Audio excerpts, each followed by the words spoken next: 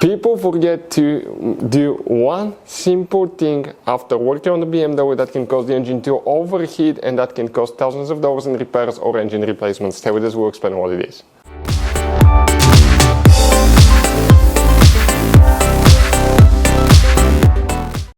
Hey guys, welcome back to Auto Repair guys. Super helpful video guys to any of you having a BMW. It could be almost any BMW model that we can think of from year 2006 up. If you have a problem after replacing thermostat, water pump, radiator hose, anything that involves draining your coolant guys, and now your BMW overheats, you wonder why, how you can fix it. Now if you overheat it bad, you can destroy your engine, you may need the engine rebuilt or replaced, but there is one thing that you should always do when you drain the coolant, when you replace thermostat, water pump, radiator hose, anything like that. So stay with us, we'll explain what it is, it will take you only a few minutes and hopefully that will fix your overheating BMW.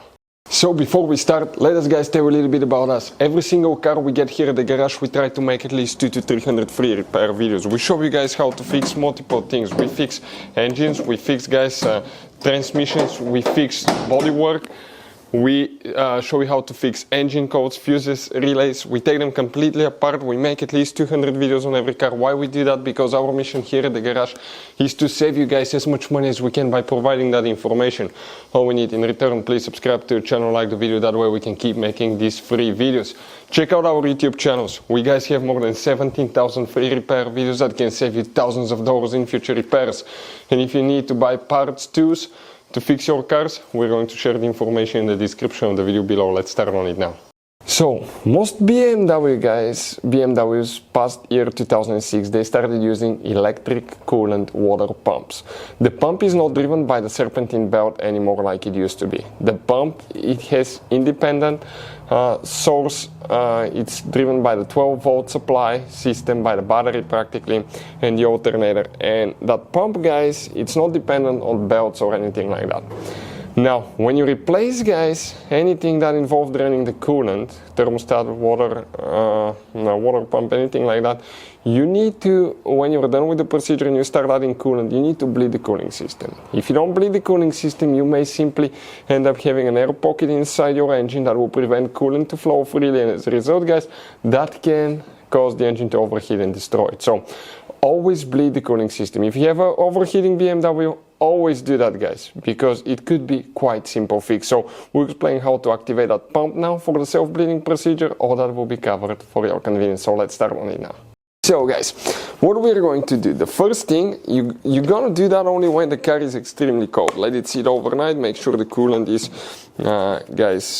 cold, because if you open the coolant reservoir, you can severely burn yourself. So you're going to go ahead and unscrew the coolant cap.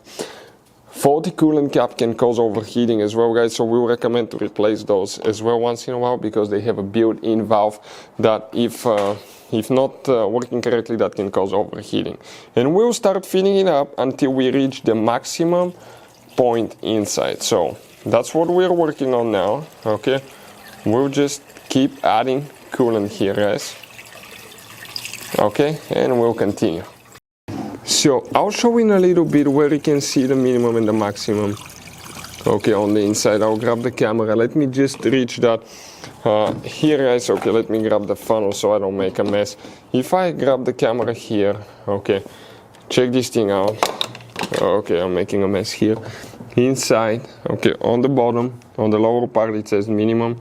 On the other one it says maximum. We're going to get it to the maximum. You may have the one that's sticking up depending on which design you have, guys, but now we're going to go ahead, add more. It's going to take quite a bit because we did actually, okay, coolant flush, radiator replacement. Okay, it still needs more, that's crazy. Okay, it's getting close to the full.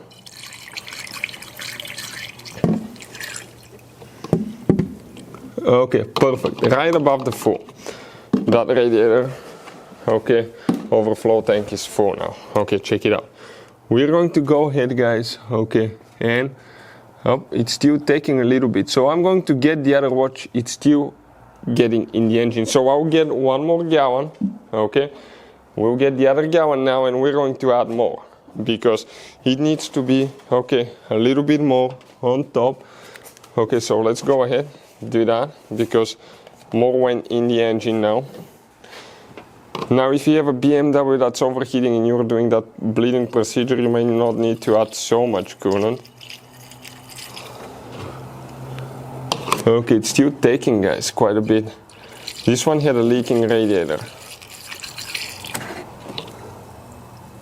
Okay, so far, okay, I can hear the coolant going through the radiator. It's still taking some here. Make sure we're not leaking anywhere because I can hear the bubbles. So always make sure if you worked on it, you don't have a loose hose or something too. From what I see, we don't.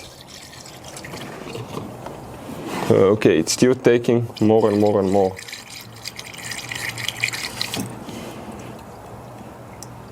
Okay, so we're going to go ahead, fill it up, and we'll continue. Next, we're going to close, okay, the system right here. You gotta make sure it's closed all the way.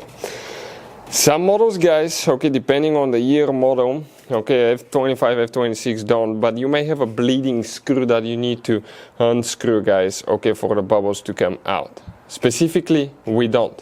What do we need to do next? We're going to go inside that BMW. You gotta make sure that we have the keys, guys, okay? And with the keys in place, okay, we're going to go ahead, okay, and I'm going to make sure that I'm clean. It breaks my heart getting in the car so dirty. So now close your door, everything needs to be closed, and here we're going to not press the brake pedal. Next, we're going to press that button until the lights come on, but we have to make sure that we don't start the car. Next, set the temperature to the highest position. I'm going to do sync, highest position on the highest setting here, and we're going to set the fan to the lowest setting, like that. After that, press the gas pedal for about 10 seconds and you will hear the water coolant pump activating. Listen for that now.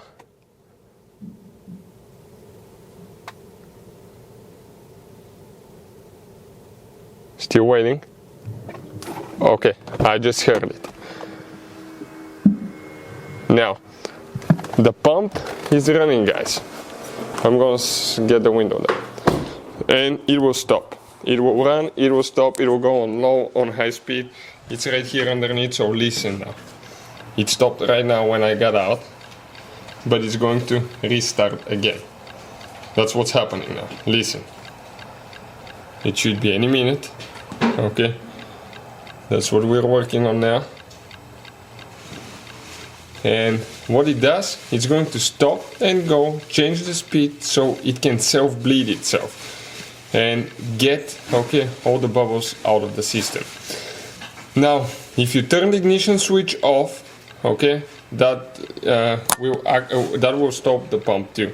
So you gotta make sure that your ignition switch is still on. Let me make sure that I didn't accidentally turn it off because, okay, by now I think it should have stayed on. Okay, and looks like, okay, the ignition switch is still on, so we're waiting for the pump, okay, and see if we will need to actually go ahead, okay, and restart the procedure. So let's listen now, because sometimes it will start, it will stop for about a minute, then it will go again. The whole procedure takes about 10 to 12 minutes, guys. So I'll just give it a little bit of time and we'll see, okay, what happens. So you gotta make sure, guys, you have the ignition switch on, okay? Ignition switch should stay on, ours turned off. So now, temperature on high, fan on low, we're pressing the gas pedal and it should activate again. Listen now, it should be any minute. We need to make sure. Okay, so I did it with an open door. Sometimes that will affect it too. Listen about the pump. The pump's going, it will slow down. You can hear the air bubbles coming here through the hose. Okay, it's going to circulate now, on and off, multiple times at different speeds. Okay, listen now. It's activating on higher speed now. I hope you can hear that on the camera.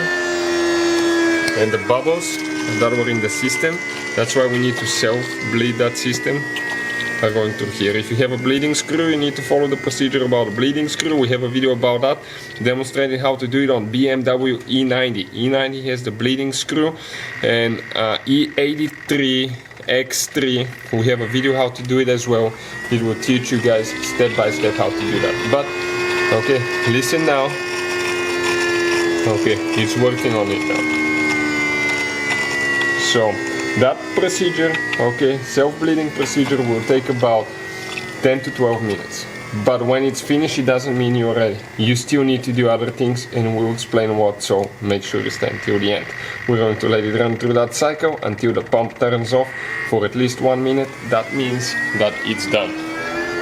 So the procedure, guys, okay, is done. It turned off. So now we're going to go ahead, open, and I want to inspect how much we went down. We're a little bit over the max. Now, guys, okay, here, watch, we're a little bit below the minimum. So what we're going to do, we're going to get to the max again, okay? We need to add more coolant to make sure that we get to the max. Okay, perfect. Now, we'll recommend, guys, to run that procedure 2 times at least, until you don't hear any bubbles coming from that hose, because it could be bad. We'll recommend to run that procedure 2 times, just for peace of mind. Sometimes I've done it even 3, if the engine was giving me a lot of troubles, just to make sure that this is covered and I don't have to do that anymore. But always, guys, okay, do that, and make sure between the first and the second round you check the coolant level, you add more, because if you end up having empty tank, it can suck air back in the system. So if you guys have a BMW, it could be any BMW, you had a problem with overheating after thermostat or water pump replacement, always do the self-bleeding procedure, because that can actually save your problem with overheating. It can solve that problem, and hopefully you didn't overheat the engine to the point that you blew a head gasket, caused damage to the cylinder head or the engine block. But we had high success rate fixing that problem, and always bleed the cooling system after working on the cooling system as well. Hopefully the video will be helpful. Thank you for watching. See you next time.